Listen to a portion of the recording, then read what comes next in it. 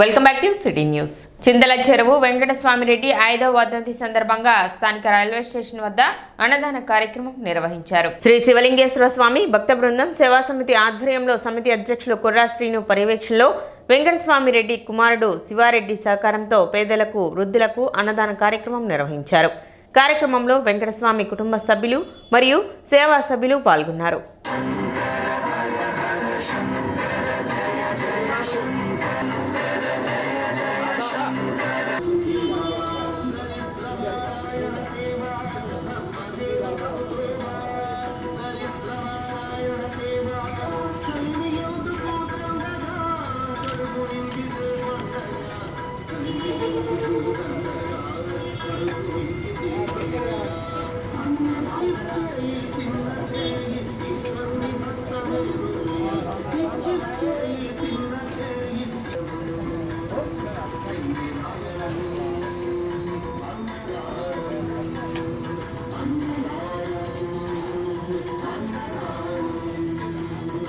చింతల చెరువు వెంకటస్వామి రెడ్డి గారు మా తండ్రి గారు వారిది 5వ వర్ధంతి సందర్భంగా స్టేషన్ రోడ్లో శివస్వామి వారి సన్నిధిలో పేదలకి అన్నదానం చేస్తున్నాం.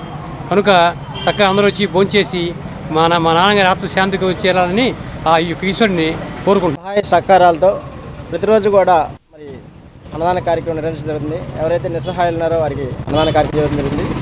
ఈరోజు అన్నదాన కార్యక్రమం విశేషం మనకి పరిచయం అక్కర్లేని వ్యక్తి తెనాలి మార్కెట్ యార్డ్కి ఎన్నో సేవలు అందించిన శివారెడ్డి గారి తండ్రి గారు అయినటువంటి చింతల చెరువు వెంకటస్వామిరెడ్డి గారి వారి జ్ఞాపకార్థం వారి యొక్క కుమారుడు శివారెడ్డి గారి మరి వారి కుటుంబ సభ్యుల సహాయ సహకారంతో ఈ మధ్యాహ్న కాలంలో ఈ అన్నదాన కార్యక్రమం ఏర్పాటు చేయడం జరిగింది.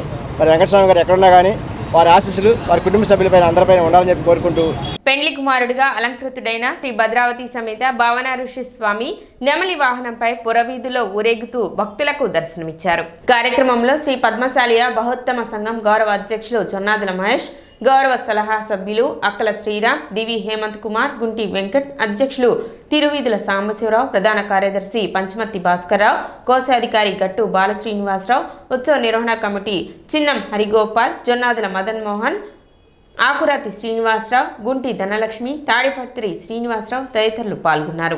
శ్రీ భద్రావతి సహిత శ్రీ భావన స్వామివారి కళ్యాణ మహోత్సవం సందర్భంగా ఈరోజు స్వామివారి అమ్మవారులను నెమలి వాహనం మీద నగర పురవేదికలో ఊరేగిస్తున్నారు. కావున సంఘీయులందరూ పాల్గొని కార్యక్రమం దిగ్విజయంగా చేయవలసింది కోరడమైంది. ఈరోజు స్వామివారి నెమల వాహనోత్సవం ఊరేగింపుగా బయలుదేరుతుంది. సంఘీయులందరూ కూడా ఈ కార్యక్రమంలో పాల్గొని జయప్రదం చేయవలసిందిగా కోరుచున్నాం.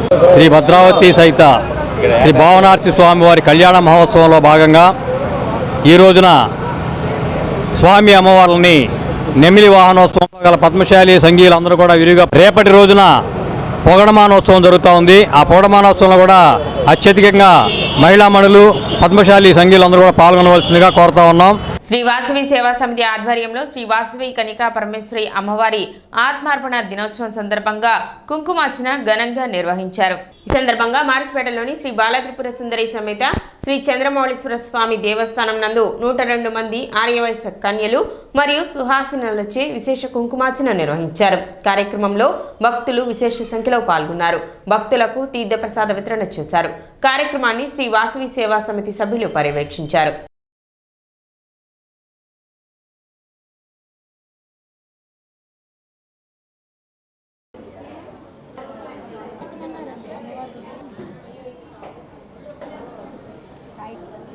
శ్రీమద్ బాలా త్రిపుర సుందరి సమేత చంద్రమౌళీశ్వర స్వామి వారి దేవస్థాన ప్రాంగణములో మాఘమాసము నుంచి అంటే ఈ మాఘమాసం నుంచి అమ్మవారికి బాలా త్రిపుర సుందరి దేవి అమ్మవారికి 108 రోజుల పాటు ప్రతిరోజు కూడా నూతన వస్త్రం అమ్మవారికి అలంకరించి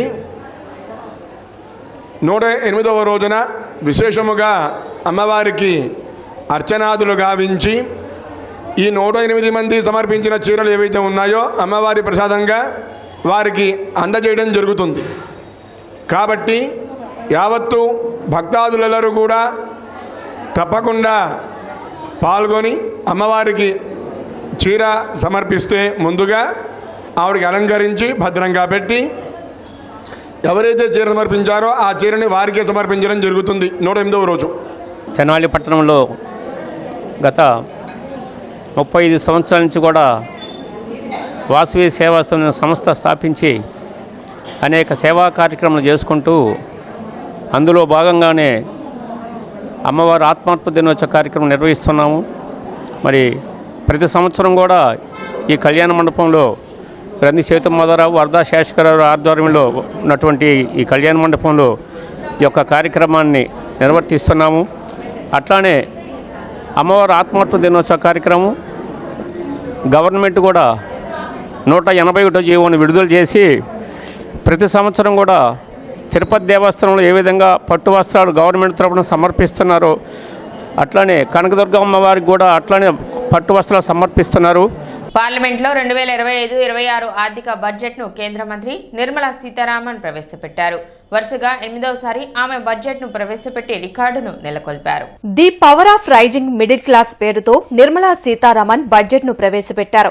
వికసిత్ భారత్ లక్ష్యంగా ముందుకు సాగుతున్నట్లు చెప్పారు. విద్యారంగంలో ఏఐ వినియోగాన్ని తీసుకురానున్నట్లు తెలిపారు. పప్పు ధాన్యాల కోసం 6 సంవత్సరాల ప్రణాళికను రూపొందించినట్లు బడ్జెట్లో పేర్కొన్నారు. ఇన్సూరెన్స్ రంగంలో 100% ఎఫ్డీఐకి అనుమతిచ్చారు. 12 లక్షల ఆదాయం వరకు ట్యాక్స్ మినహాయింపిచ్చి ట్యాక్స్ పేయర్లకు బిగ్ రిలీఫ్ ను నిర్మలా సీతారామన్ ఇచ్చారు. Average income of 1 lakh per month other than the special rate income such as capital gains under the new regime. This limit will be 12.75 lakh for salaried taxpayers due to the standard deduction of 75,000. Slabs and rates are being changed across the board to benefit all taxpayers. The new structure will substantially reduce the taxes of the middle class and leave more money in their hands, boosting household consumption, savings and investment. In the new tax regime, I propose to revise tax rate structures as follows: 0 to 4 lakh rupees nil, 4.8 lakh rupees to 4 to 8 lakh rupees 5%, 8 to 12 lakh rupees 10%, 12 to 16 lakh rupees 15%, 16 to 20 lakh rupees 20%, 20 to 24 lakh rupees 25%, and above 24 lakh rupees 30%. రోజూరులోని Venkateswara స్వామి గుడిలో గుర్తు తెలియని వ్యక్తులు విగ్రహాన్ని ధ్వంసం చేశారు. ఈ ఘటనపై స్థానికులు ఆందోళన వ్యక్తం చేశారు.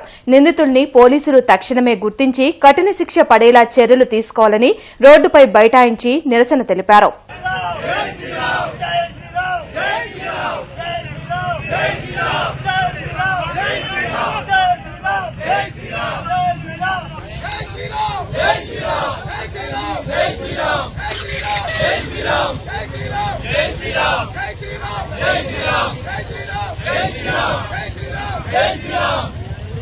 దేశంలో రాష్ట్రంలో ఎన్డీఏ అధికారంలోకి వచ్చాక మతాల మధ్య చిచ్చు పెడుతున్నారని సిపిఐ జిల్లా కార్యదర్శి జంగాల అజయ్ కుమార్ మండిపడ్డారు. కొత్తపేట మల్లెలింగం భవన్లో మీడియా సమావేశం జరిగింది. కూటమి ప్రభుత్వం సూపర్ 6 అమలు చేయలేమని చేతులెత్తేశారని జిల్లా కార్యదర్శి జంగాల అజయ్ కుమార్ మండిపడ్డారు. రాష్ట్రం అప్పుల్లో ఉందని ఎన్నికల ముందు చంద్రబాబు నాయుడుకు తెలియదా అని ప్రశ్నించారు. ఎన్నికల హామీలను కూటమి ప్రభుత్వం నెరవేర్చకపోతే వైసీపీకి పట్టిన గతే పడుతుందని హెచ్చరించారు. ఈ కార్యక్రమంలో నగర కార్యదర్శి కోట మాల్యాద్రి, మందిల నాసర్జీ, జంగాల చైతన్య, కాబోతు ఈశ్వర్రావు, మేడా హనుమంతరావు, అరుణ్ కుమార్ తదితరులు పాల్గొన్నారు. ఏ ఒక్క హామీని కూడా, ఒక్క పెన్షన్లు తప్ప ఏ ఒక్క హామీని కూడా అమలు జరపకుండా తగుదునమ్మా అని ఇవాళ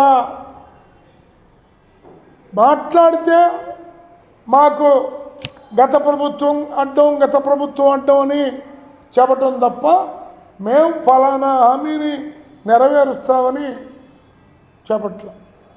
మీరు ఎన్నికల్లో గతంలో ఇచ్చినటువంటి హామీలు కనుక నెరవేర్చకపోతే రాబోయే రోజుల్లో గత ప్రభుత్వానికి పట్టిన గతే మీకు కూడా పడుతుందని చెప్పడానికి పెద్ద ఉదాహరణలేమి అక్కర్లా. ఈ ఒక్క ఉదాహరణ. సిటీ న్యూస్ ముగించే ముందు ముఖ్యాంశాలు మరోసారి.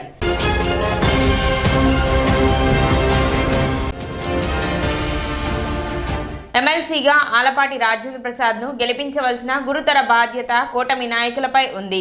వేమూరు ఎమ్మెల్యే నక్క ఆనంద్ బాబు.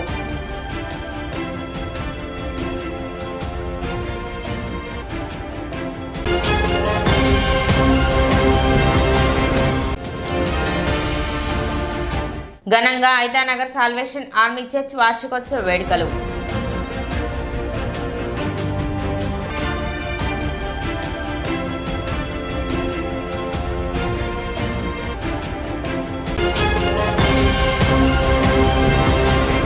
సిటీ న్యూస్ ఇంతటితో సమాప్తం. నమస్కారం.